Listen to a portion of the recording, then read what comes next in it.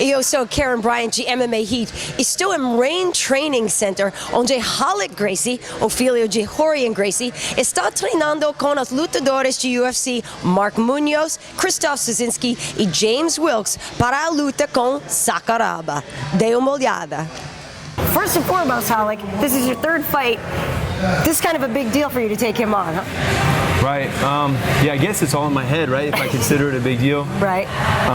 For me, it's just another fight, and it's another opportunity to prove it, you know? Right. But there is obviously a lot of history tied to him and your family. Absolutely. No, and, you know, just there's history of the world, too. Yes, there is. We could sit around thinking about everything that the world has been through, or we could just, you know, be present and do what we got to do. And at the end of the day, if I beat him, obviously it's going to be a wonderful kind of showcase, you know, of jiu-jitsu and of, I guess, the next generation of jiu-jitsu. But, you know, you can't take anything away from him either. He's already done his thing, and, you know, he's coming close to the end of his career. And for him to, you know, basically take this fight is something that, you know, just says a lot about him in general. So, man, he's a wonderful fighter, and it's going to be a great opportunity. And I'm really excited. Yeah. Really good.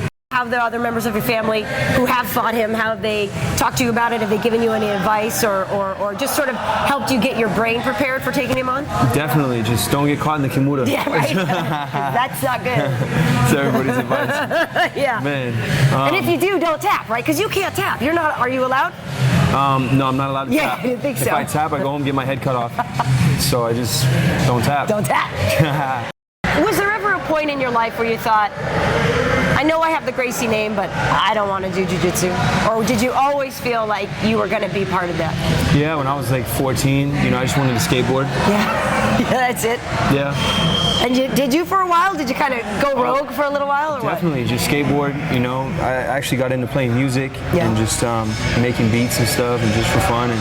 But for the most part, I still could never really fully get away from jiu-jitsu because, you know, we have the academy. It's kind of like, it's really close to the house, and eventually you end up there and you end up rolling again. So, yeah, you can't. I've never really taken more than a month of my life without training jiu-jitsu, you know.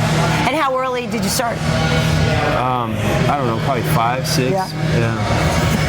I love those little baby gis when you see those. Oh, man. It's the cutest thing ever.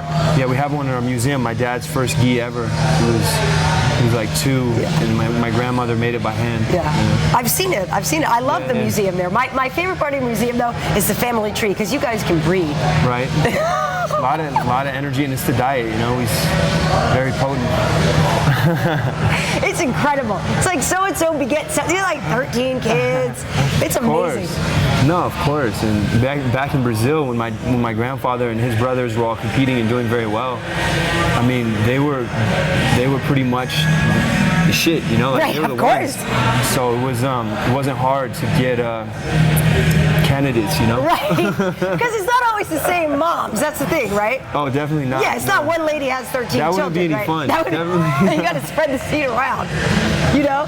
Oh, that's man, I'm completely being funny right now. It's no, good. The point is usually, and especially in those days, it's hard to find one woman who's really powerful enough and who has all the elements to really encompass one man in the Gracie family. It's hard. Okay. Now, I don't mean that disrespectfully. I just mean that you find a woman who's really on that level, you don't need, you know, 5 more. Right. But your baby mama didn't have that, right? So she's step aside, man. If you can't keep growing and going beyond yourself constantly, and people around you are, you're gonna naturally kind of weed yourself out of the circle. Right. And we're just constantly pushing it. Right. That's a great way of putting it.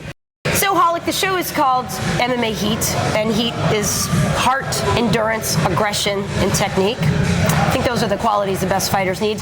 What do you think is the most important element, or do you think that you've got one of these a lot already and you're working on others? Well, I think the one that a lot of fighters might forget about is love. I fight for love, you know? Yeah. So for love of the game, right? For love of everything, you know? If you don't have love, you're not really a fighter. I don't think. There's a lot of guys who, you know, you can be very tough and have a lot of aggression, but if your cause is not rooted in love, I feel like you're just another tough guy, you know, going in the ring just to get more attention for yourself or just to prove that you're able to, you know, dominate someone else. But at the end of the day, if you can't like reach out your hand and have love for who you're fighting and recognize that that person is essentially a reflection of you, you're missing the point.